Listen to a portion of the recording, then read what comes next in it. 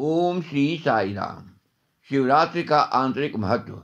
इस विषय पर भगवान श्री सत्य साई बाबा द्वारा प्रदत्त दिव्य ज्ञानामृत का 7वां अंश प्रस्तोता की ध्वनि में श्रवण कीजिए। शिवरूप की प्रतीकात्मकता शेषांश। मानव द्वारा आराधना करने के लिए शिव ने जो रूप धारण किया है उसके महत्व पर विचार करो। उनके कंठ में प्रलयकारी विष हलाहल है जो समस्त जीवन को क्षण भर में नष्ट कर सकता है। उनके सिर पर पवित्र गंगा नदी है जिसका जल इस लोक के और परलोक के सभी व्याधियों को नष्ट कर सकता है। उनके ललाट पर अग्नि के नेत्र हैं। उनके सिर पर सुखर शीतल चंद्रमा विराजमान हैं। अपनी कलाइयों, टखनों, कंधों और गर्दन पर वे घातक कोबरा पहनते हैं जो वायु के जीवनदायी सांसों में रहते हैं। शिव कब्रिस्तान और स्मशान घाट पर रहते हैं जिसे रुद्र भूमि अर्थात शिव या रुद्र की भूमि कहा जाता है। यह स्थान भय का क्षेत्र नहीं है, यह एक शुभ मंगलदायक क्षेत्र है, क्योंकि इस जीवन में या कुछ अन्य अधिक जीवनों में अंत में सभी को अपना जीवन यहीं पर समाप्त करना होगा। शिव तुमको शिक्षा दे रहे हैं कि मृत्यु का न तो त्याग किया जा सकता है और नहीं डराया जा सकता है। इससे आह्लाद एवं वीरता के साथ मिलना चाहिए। पुनः यह कहा जाता है कि शिव भिक्षा पात्र लेकर घूमते थे। वे शिक्षा देते थे कि सौभाग्य या दुर्भाग्य के प्रति उदासीनता के साथ वैराग्य एवं अनासक्ति उसे प्राप्त करने का मार्ग हैं।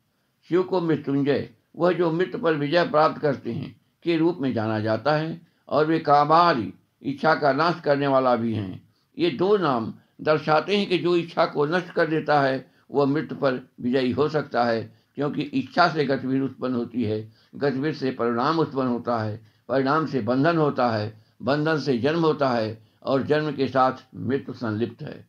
दिव्य प्रवचन भगवान श्री सत्य साई बाबा, मार्च 3, 1973 ईस्वी संमत। नंदी का महत्व। ईश्वर शिव के मंदिरों में देवता के समक्ष तुम नंदी बैल की छवि को पाते हो। इसका आंतरिक महत्व क्या है?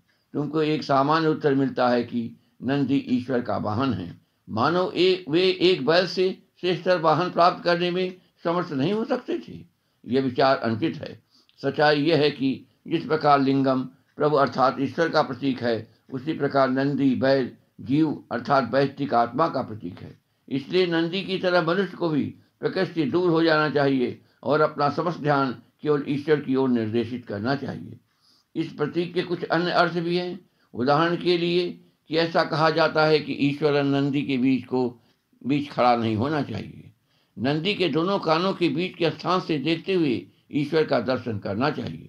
अंतर्निहित विचार यह है कि एकमात्र ईश्वर के विषय में सुनने के लिए अपने कानों का उपयोग करने की साधना के माध्यम से बैल में पशुता दैवत्व में परिवर्तित हो जाती है और ईश्वर के साथ विलय के कारण ये नंद ईश्वर यानी बैल भगवान कहे जाते हैं। इस प्रकार इस प्रतीक का पाठ यह है कि मनुष्य को भी नंदी के उदाहरण का अनुसरण करते हुए ईश्वर के साथ विलीन होने का प्रयास करना चाहिए। शेषांक आगामी पृष्ठ पर।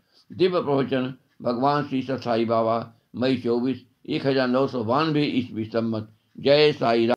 ओम जौह शांतिरंतरिक्षगुं शांति पृथिवी शांतिरापः शांतिरोषधयः शांति वनस्पतयः शांतिर्विश्वे देवाः शांतिर्ब्रह्म शांति सर्वगुं शांति शांतिरेव शांति सामा शांतिरेधि।